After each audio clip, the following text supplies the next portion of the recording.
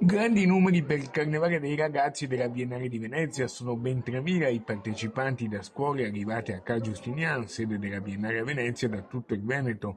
Il tema di questa 17ª edizione è legato alla sfida sportiva, in particolare ai Giochi Olimpici e Paralimpici di Milano Cortina 2026, una presenza straordinaria, quella ufficiale del Museo del Cio, con sede a Losanna, e tra gli atleti presenti c'è Simone Barlam, uno dei grandi atleti paralimpici italiani, 4 volte medaglia d'oro nel nuoto paralimpico ai Giochi di Tokyo 2020 e Parigi 2024. L'appuntamento con il Carnevale la Biennale di Venezia non lo dimentica e ne fa motivo di fantasia, creatività, immaginazione, rivolgendosi al pubblico che naturalmente è predisposto a tutto ciò, quindi il pubblico delle studentesse, degli studenti, delle alunne e degli alunni. Voglio immaginare quindi il percorso di formazione che dalla primaria fino all'università trascina queste generazioni nell'avventura in assoluto più bella e più entusiasmante, che è quella dell'arte. Il portatore di messaggio del movimento olimpico, il movimento paralimpico,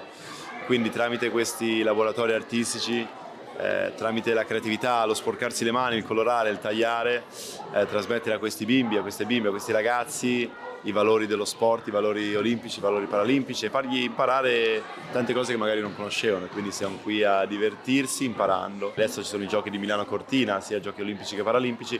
Ogni bimbo, ogni bimba crea il suo